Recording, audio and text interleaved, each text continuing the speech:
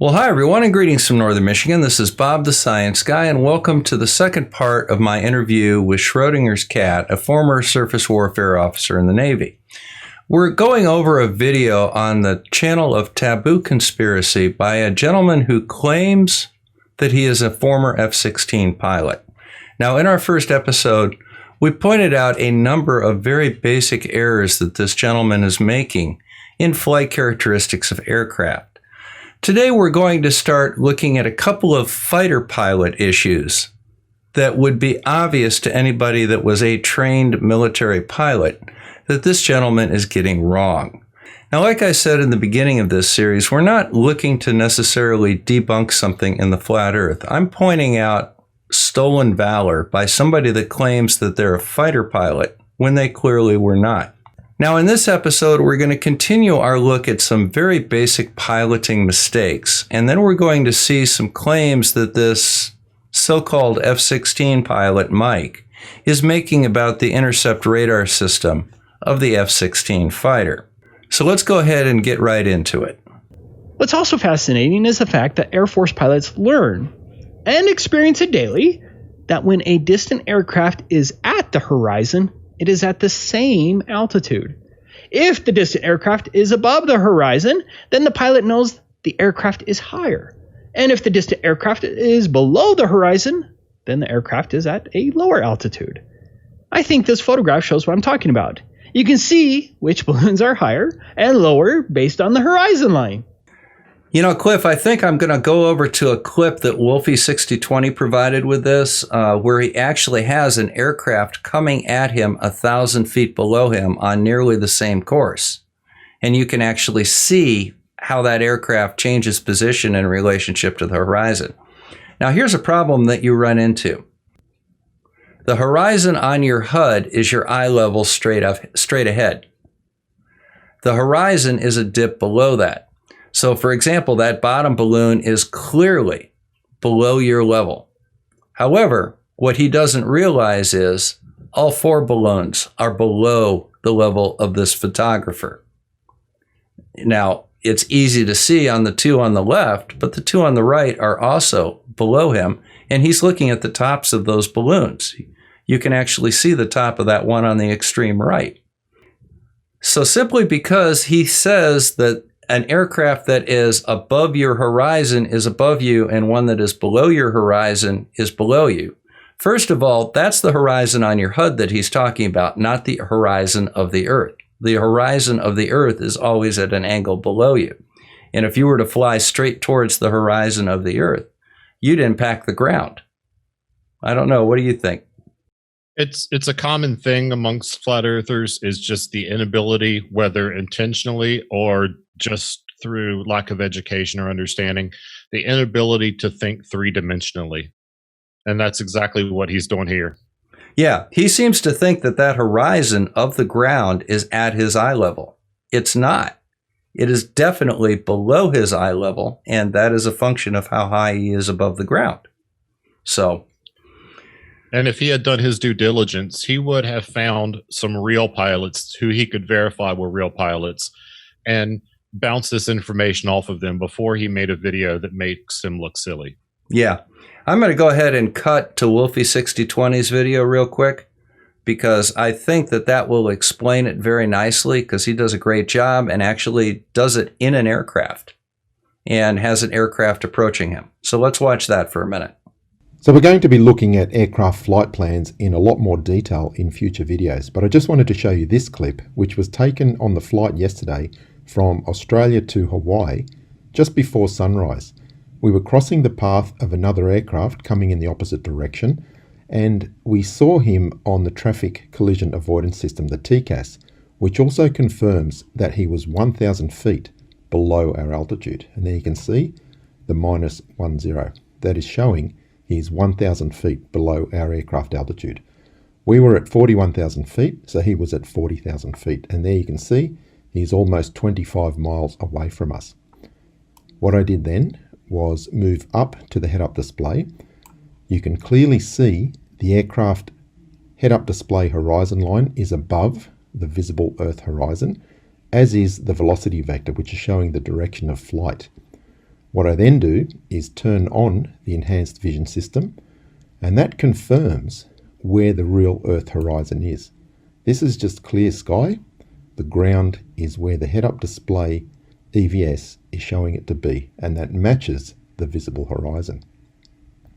Now this aircraft, remember, is 1,000 feet below us, and we can see him very clearly above the visible Earth horizon. There's his navigation light, clearly above, and for several seconds he remains visibly above the horizon.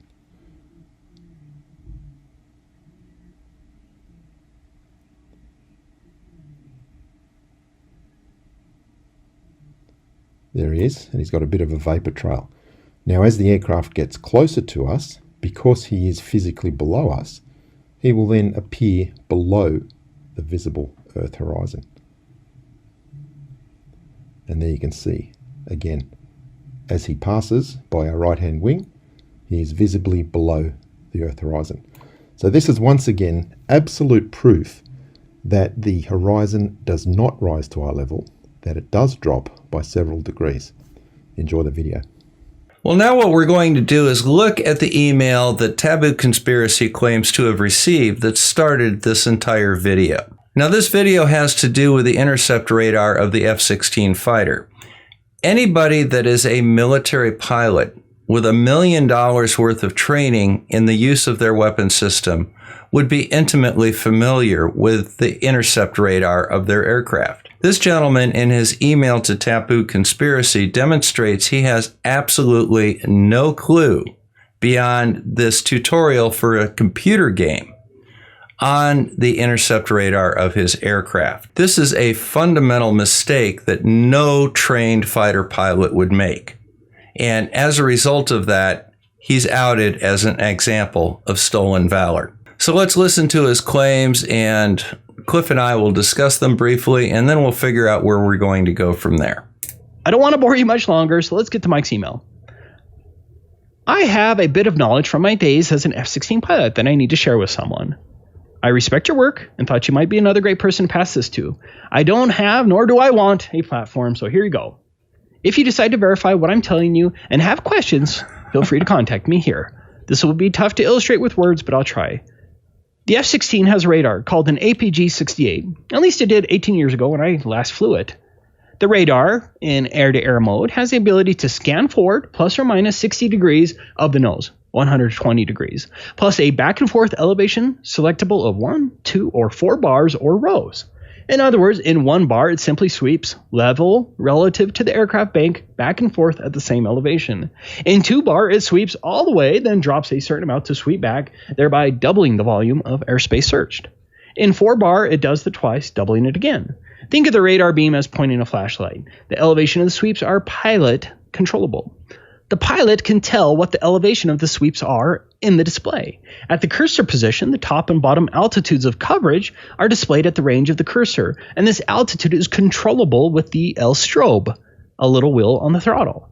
We use this because if my search responsibility is 10,000 feet and above, I can roll up and cover my area more efficiently. I know this is probably clear as mud, but bear with me. Obviously, you can determine the width of the sweeps at various ranges of your search. In other words, the distance between the sides of your scope. If I run the cursor out to 80 miles, isosceles triangle math gives you 138 miles from side to side. Curvature math gives you a hump on my nose of 12,700 feet. In other words, if I roll up to search 10,000 and above and set that in the center of the scope, I'd be 22,700 feet and above on the sides of my scope, right? Well, not in practice. If I run my cursor out to any distance, the display shows the same on the left side, middle, and right.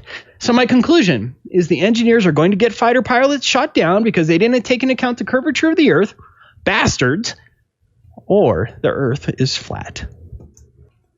You know, I'm kind of glad in a way that I screwed up and didn't hit record the first time we went through this part of it, because I missed something there that I realize now that's not what I was thinking about. Now, when you have the radar beam coming out of your radar transmitter, it's going out in a straight line like a flashlight, right? Cliff? Correct. All right. So if I want to look, if I'm at 40,000 feet and I want to look at something that's at 10,000 feet, 80 miles away, I have to angle that downward a little bit, correct? Yeah, just a bit. All right. Now, at 80 miles, that radar will be pointing at an object that is at 10,000 feet. However, if it's at 40 miles, that object is not going to be at 10,000 feet if that same angle of my radar beam hits it, correct? It'll be at 25,000 feet. Right. If it was closer, it would be at a higher altitude. Right, because I'm starting off at 40,000 feet and I'm aiming at something that's at 10,000 feet. Now, it doesn't matter what direction I'm pointing that radar beam. All right? So if you really want to get down to it, my radar beam is forming an arc as it makes that sweep, because what it wants to do is it wants to constantly look at an object at 80 miles that's at 10,000 feet. Okay? Yes. If the object is closer and I get a ping right there, I mean, that's a different altitude, correct? Yes, it's going to be along that hypotenuse. All right. So really, there's nothing strange or mysterious here at all. This is the way a radar would normally work, and that's the way it works on a curved Earth. Indeed. So even though he used the Wikipedia definition of what this particular radar is and does, he doesn't seem to understand how it actually works. Would you expect that from an actual fighter pilot? No, and that's why I think either he's not an actual fighter pilot or he's toying with a flat earther for whatever reason. Well, maybe he wants to be famous. Maybe he wants to have Taboo Conspiracy make a video touting his expertise. Maybe he gets his jollies off having gullible flat earthers believe him. He's pulling one off on them. I think his ultimate goal was he wanted to be on Bob the Science Guy's channel. Yeah, he got his goal. He got his wish. He was playing three-dimensional chess here. Yeah, I think so. So basically, this is a bunch of nonsense. So let's go ahead and have a look at probably the best part of any video like that, and that's the comments. You want to have a look at some comments, man? That's the only reason I'm here.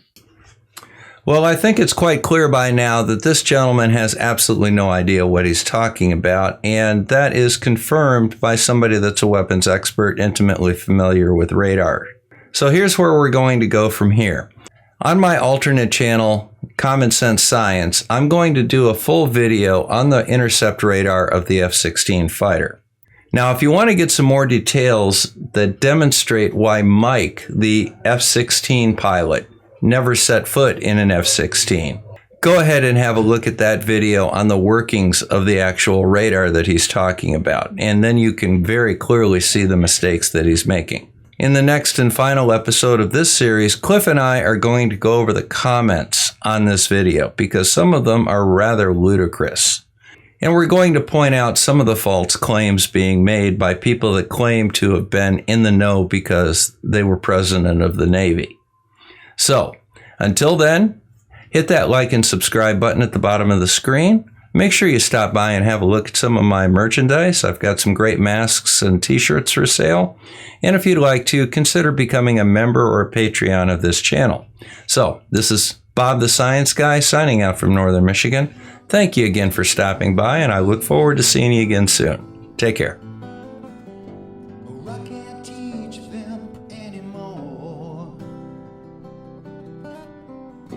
This rabbit hole's too deep for me.